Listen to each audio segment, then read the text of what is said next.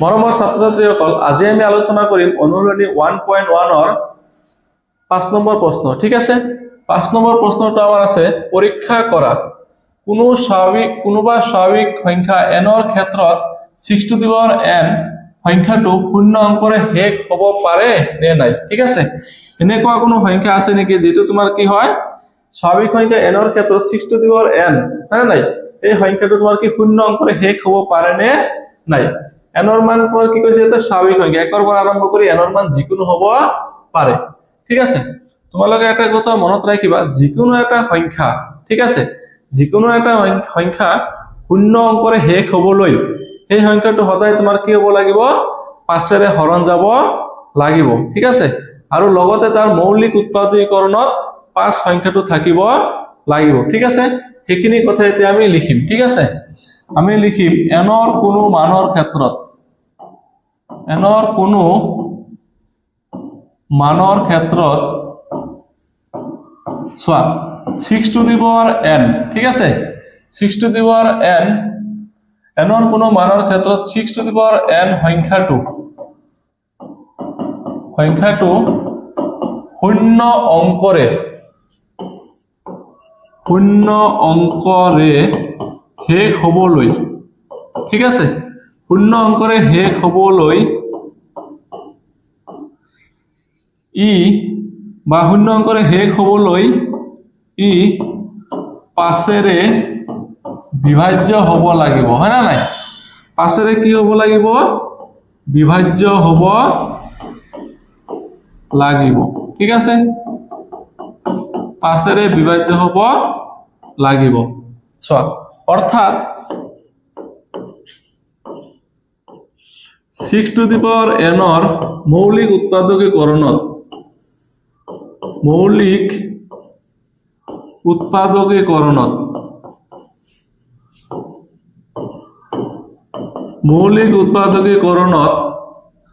5 মৌলিক সংখ্যাটো থাকিব লাগিব। 5 মৌলিক সংখ্যাটো থাকিব লাগিব। ঠিক আছে, 5 মৌলিক সংখ্যাটো আমাৰ কি কৰিব লাগিব, থাকিব লাগিব। ঠিক আছে, এতিয়া আমি কি কৰিম চোৱা, এতিয়া আমি 6 to the power n ক মৌলিক উৎপাদকত ভাঙিম। ঠিক আছে, 6 ক যদি মৌলিক উৎপাদকত ভাঙো কি লিখা যাব, 2 into 3, হয় না নাই, 2 3 গুণ 6, 2টা মৌলিক সংখ্যা, 3টা মৌলিক সংখ্যা, ইয়াৰ পাৱাৰত n আছে, আমি n টো লিখি দিম। ঠিক আছে, তেনেহলে 6 ক মৌলিক উৎপাদকত ভাঙাৰ পিছত ইয়াৰ উৎপাদক কি পালো, 2 আৰু 3, আমি লিখিম যেহেতু 6 to the power n ৰ মৌলিক উৎপাদকীকৰণত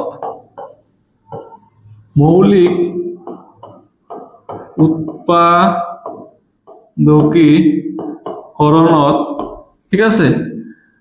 5 মৌলিক সংখ্যাটো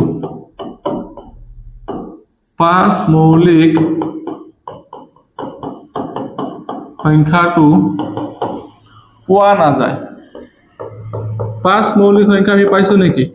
পোৱা নাই, পোৱা নাযায়। চোৱা কি পাইছো, মৌলিক সংখ্যা আমি কি পাইছো, 2 আৰু 3 হে পাইছো, 5 পোৱা নাই। সেইকাৰণে আমি কি লিখিম, 6 to the power n ৰ মৌলিক উৎপাদকীকৰণত 5 মৌলিক সংখ্যাটো পোৱা নাযায়। এতেকে আমি কি কৰিম, এতেকে আমি লিখিম n ৰ কোনো মানৰ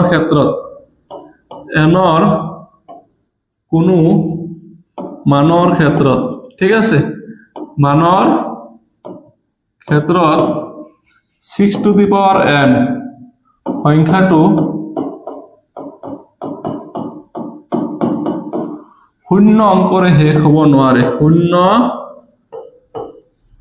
অংকৰে শেষ হ'ব নোৱাৰে। ঠিক আছে, বাস চোৱা, তেনেহলে চোৱা, তোমালোকে মনত ৰাখিবা, যিকোনো সংখ্যা, ঠিক আছে, যিকোনো সংখ্যা শূন্য অংকৰে শেষ হ'বলৈ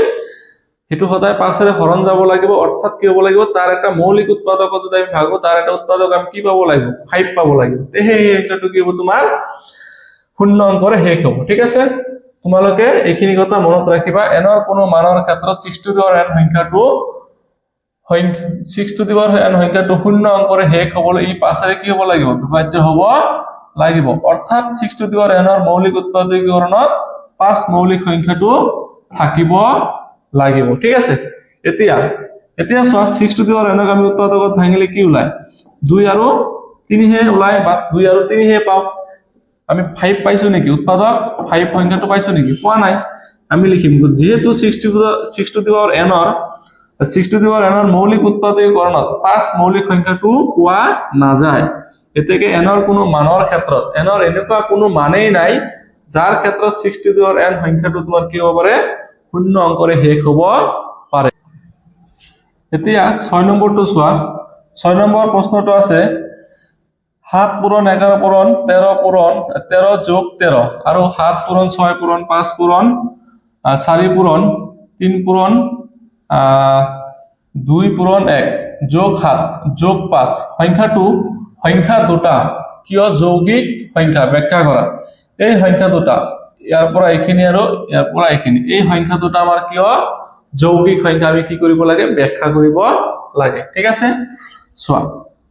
চোৱা প্ৰথম সংখ্যাটো আমাৰ কিমান আছে প্ৰথম সংখ্যাটো আছে 7 * 11 * 13 প্লাস কিমান আছে 13 ঠিক আছে এতিয়া আমি কি কৰিম চোৱা ইয়াতো আমাৰ কি আছে চাই লওঁচোন এটোতো আমাৰ 13 আছে ইয়াতো আমাৰ কি আছে 13 আছে গতিকে 13 এটা ইফালে এইকেটা কি পূৰণত আছে এটো যোগত আছে গতিকে 13 কি লব কমন লব ঠিক আছে আমি 13 এটো কমন ললো ইয়াতে আমাৰ বাকি থাকিব 7 * ইয়াত থাকিব 11 ঠিক আছে ইনটু এতে 13 আছিল 13 লৈছো এতে থাকিব 1 প্লাস 13 আছিল 13 লৈছো এতে কি থাকিব 1 ব্র্যাকেট ক্লোজ ঠিক আছে তাৰ পিছত 13 ইনটু এই সকলো কেইটা যদি আমি কি কৰি দিও পূৰণ কৰি দিও কিমান হ'ব 77 প্লাস 1 ঠিক আছে এতিয়া 13 ইনটু 77 আৰু 1 প্লাস কৰিলে কিমান হ'ব 78 এতিয়া আমি কি কৰিম 78 আকৌ কি কৰিম উৎপাদকত ভাঙি দিম ঠিক আছে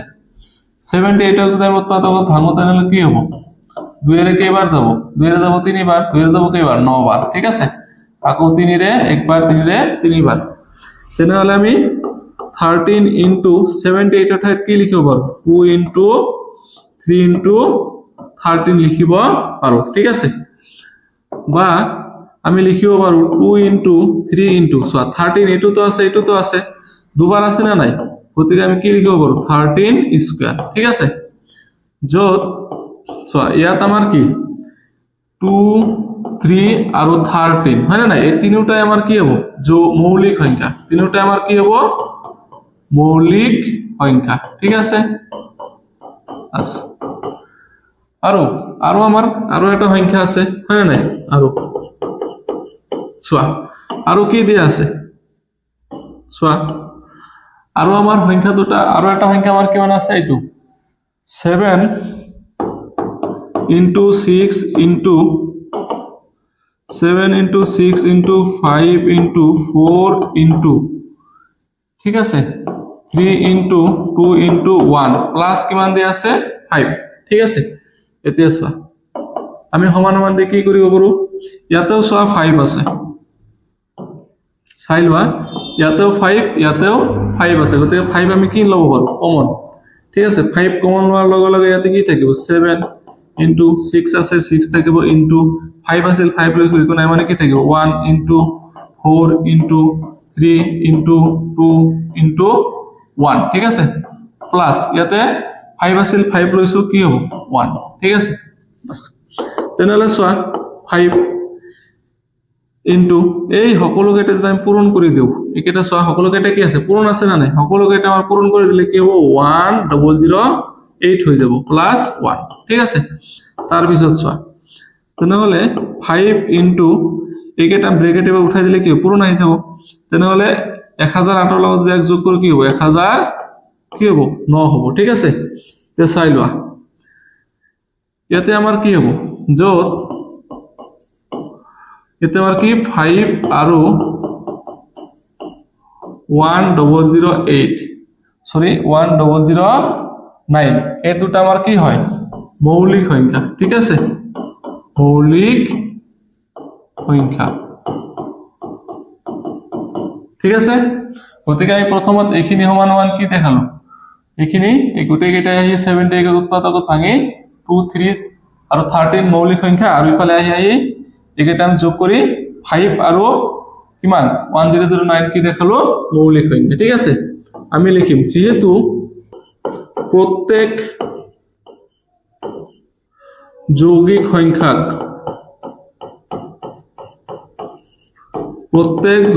সংখ্যাক মৌলিকৰ গুণফল হিচাপে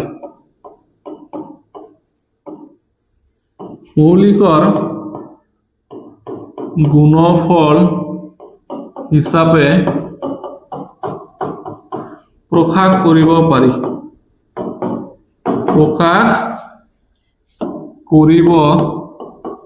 পাৰি যেহেতু আমি কি কৰিব পাৰো প্রত্যেক যৌগিক সংখ্যা যিমান যৌগিক সংখ্যা আছে হয় না নাই যৌগিক সংখ্যাক আমি কি কৰিব পাৰো মৌলিকৰ গুণফল হিচাপে প্ৰকাশ কৰিব পাৰো এতেকে আমি কি কব পাৰো এতেকে আমাৰ যেটো সংখ্যা আছিল সংখ্যাটো আমাৰ কিমান আছিল প্ৰথমটো এইটো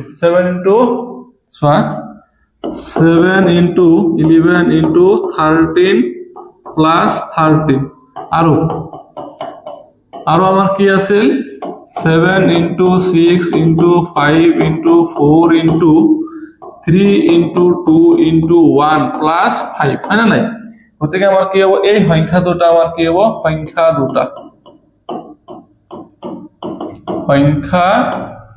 দুটা যৌগিক সংখ্যা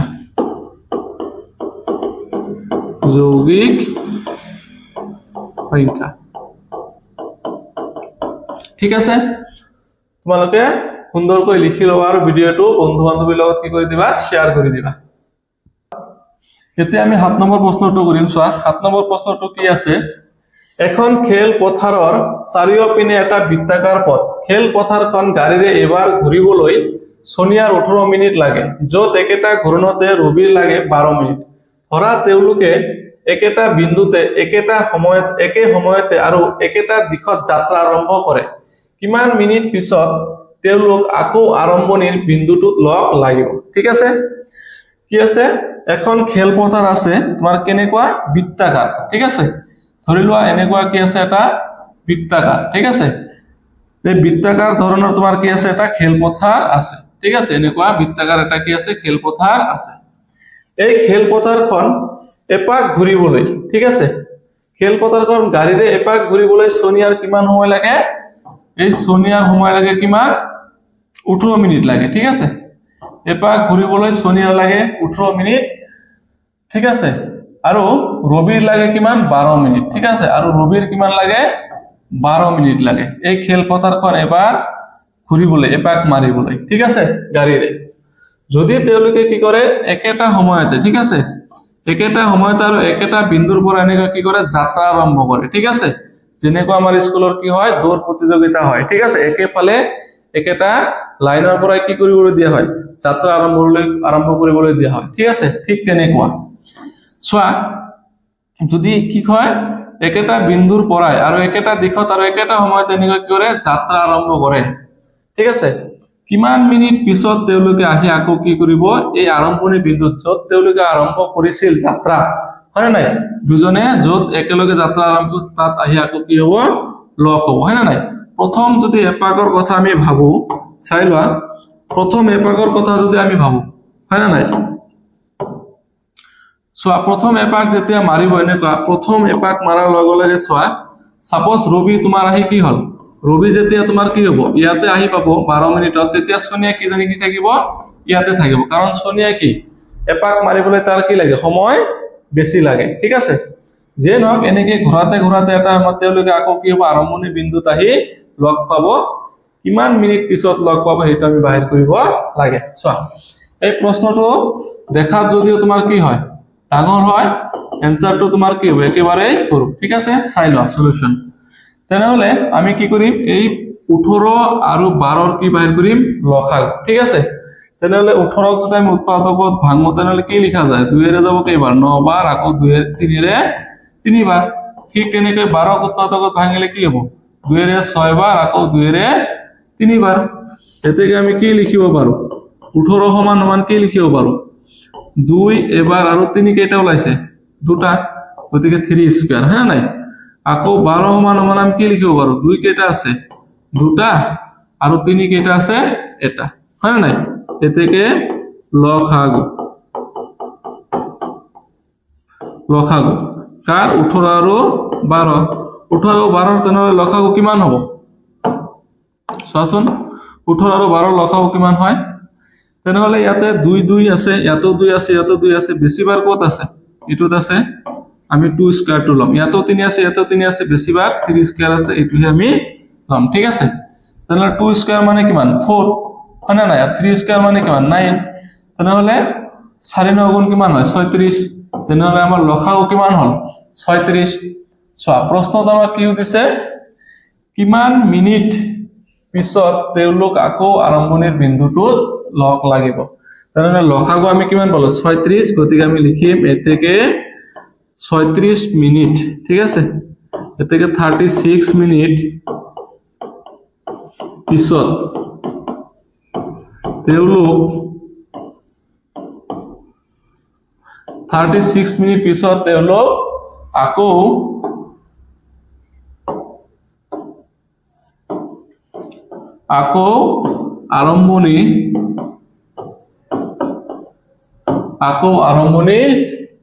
আৰম্ভণিৰ